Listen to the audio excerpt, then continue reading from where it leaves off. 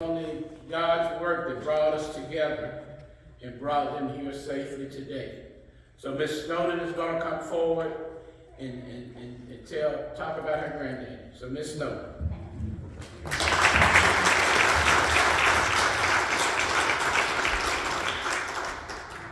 stand here and try not to do nothing crazy. These are my nephews, and the blessing that we have today is there are 4 generations of our family here. And so I first want to actually thank Steel Hill AME Zion Church for having us. So even though I am somewhat new to Lancaster, thank you is very warmly welcome. I know as you celebrate your veterans to actually take the time to celebrate my granddad. And then also, Proverbs 18:22 says, "He who has found a wife has found a good thing." All right, husbands, y'all can clap on that. Y'all got some good things. And he's going to kill me because my husband is a very low-key man. But if Proverbs sort of says that about having a good thing, I got a really good thing. I ain't even gonna lie. So I would like for my husband, Wesley Culler, to stand up. He's not gonna want to do that. So, married to me, he didn't know he was going to get Lucille Ball Jr. Because I had taken this man through it. I mean, one minute I'll have one job, and the next minute I'm like, I'm going to go into law enforcement. And he's right there with me. So I'm kicking around in my heels and my cute gun and everything, and he's like, look, you are not Barbie police. If something pops off, you need to be able to run. I'm going to need you to get in uniform and take the heels off. As a black man, I'm trying to get used to you walking around with your gun and everything, but you need to take this thing seriously. So did that for a while, and then went to Lake City. So was splitting my time between there and taking my time away from him. But he's never made me feel guilty. And then now, being able to be in Lancaster and splitting my time between that. So just, I don't know how many young ladies are searching for husbands, or even not so young ladies, but you need to have a man that supports you and doesn't just think that you just need to only be cooking and cleaning. Though he do like it when I cook, and I'm probably the only one that really cleans, he supports my career ambitions, and for that, I'm very thankful. And when I met him, I didn't realize you really truly do marry the family.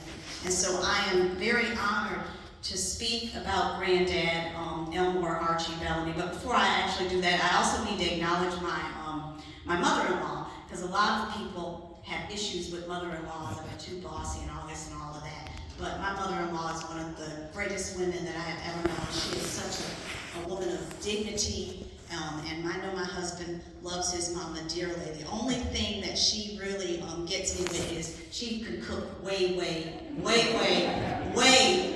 better than I do. So, and sometimes on Sundays he'll go over there and bring something back. But if y'all could just acknowledge, I would like to acknowledge my mother.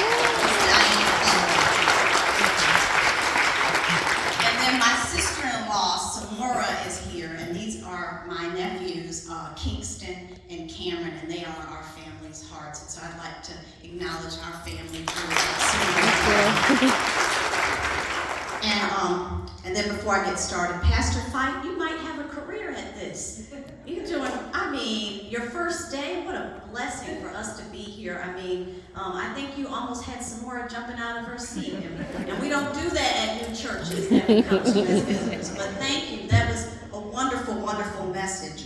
And I think it goes straight to the life that Granddad has had. I know that he may not be able to stand, but he is 100 years old.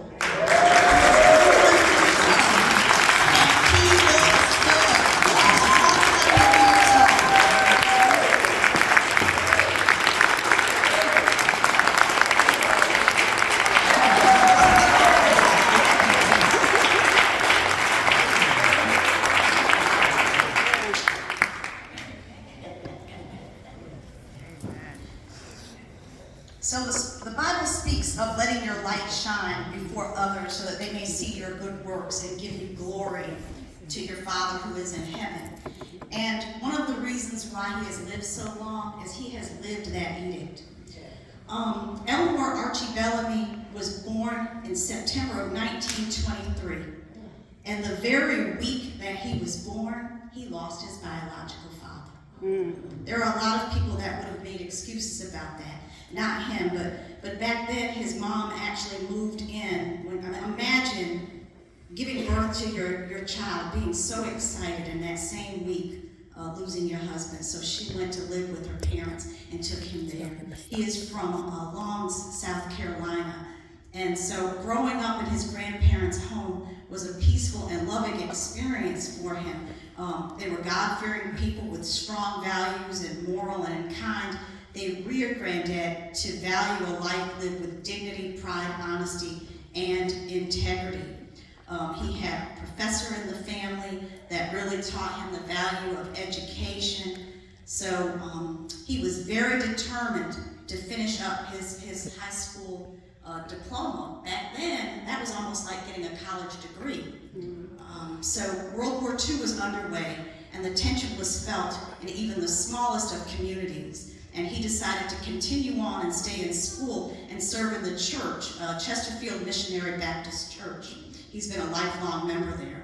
The thought of leaving the comforts of his home was difficult to digest, and in those days, there was a genuine sense of love felt throughout the African American community. With racism and oppression a part of daily life, few employment opportunities, and many struggling to make ends meet, the community really rallied around each other at that time and made sure we had what we needed. And so during his sophomore year, he was called up for service in the Army Air Corps.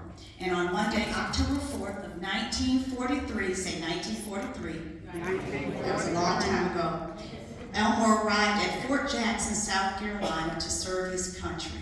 And while in the Army Air Force, he was assigned to several units attached to the P-51 Mustang and fighter plane units. He was given assignments throughout much of the United States and beyond.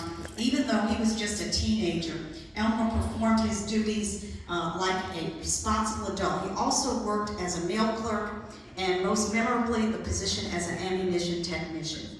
During World War II, he was stationed on the USS Missouri, or if you say Missouri, battleship, as it made its way to Japan. As an ammunition technician, he was responsible for ensuring that the weaponry was not compromised in any way, due to the fact that even the salty air and water could have had a negative impact on the firing of the arms.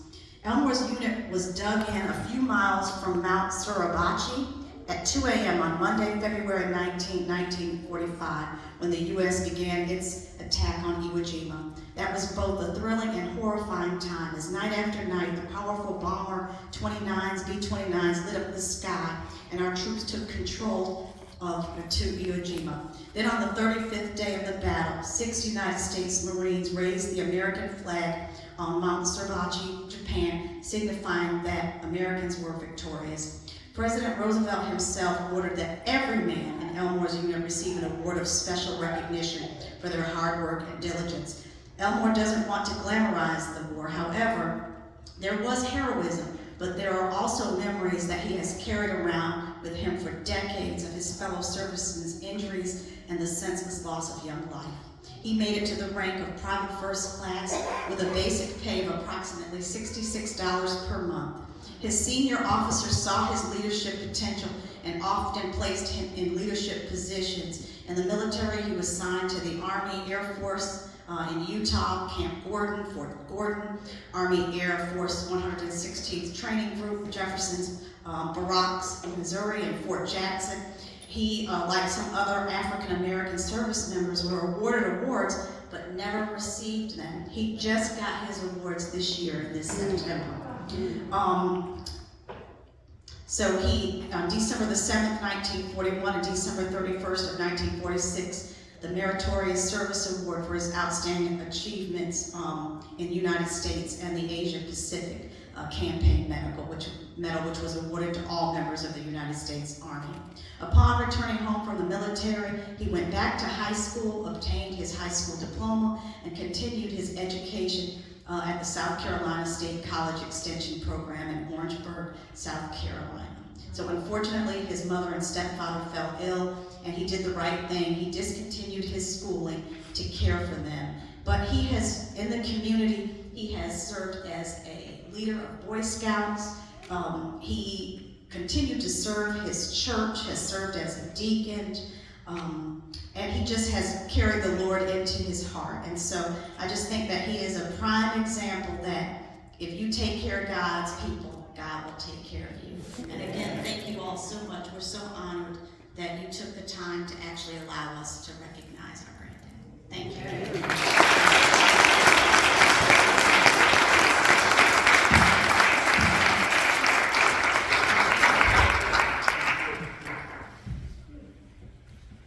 Thank you so much, Stephanie, for sharing that information about Granddad.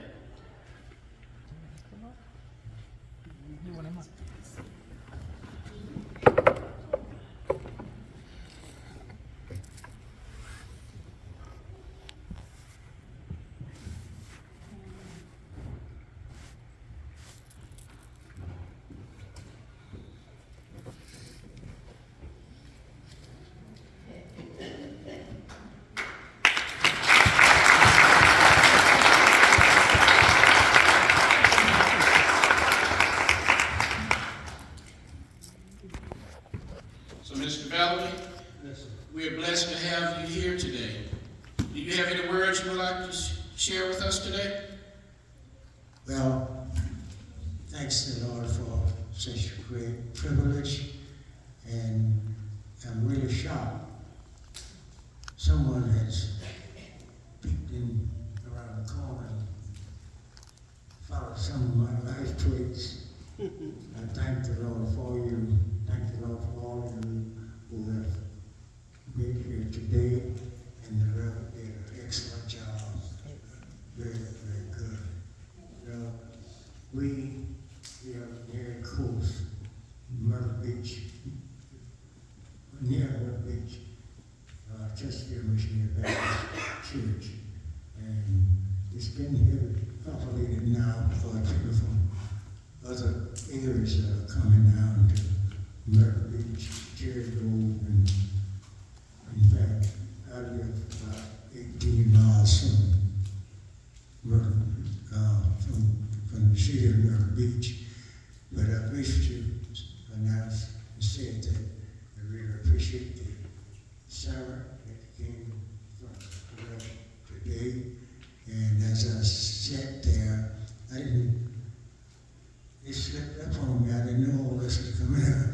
But nevertheless, I would appreciate and really seen the explosion from young and aging people. God bless you, bless you, bless you. Thank you. Thank you, Daddy. I need to see that. Thank you, Mr. Bellamy. You are an inspiration to us all.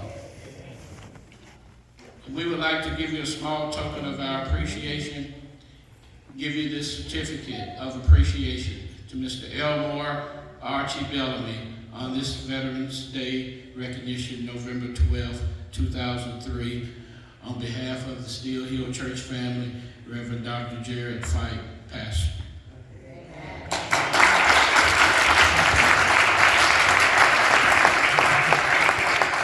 Mr. Bellamy, we would like to honor you in your service, this small token also of appreciation, and hopefully coming from Myrtle Beach, put a little gas in your car.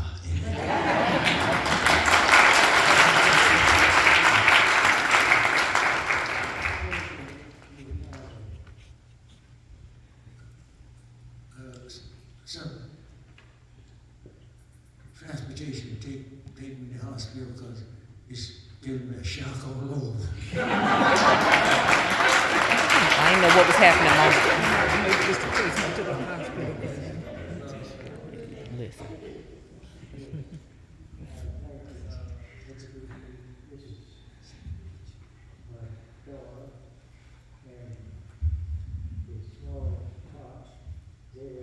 Family and others I count you as a dear friend. And I know all of you, but you are my friend. And I'm very trusted all of you will have a very successful future.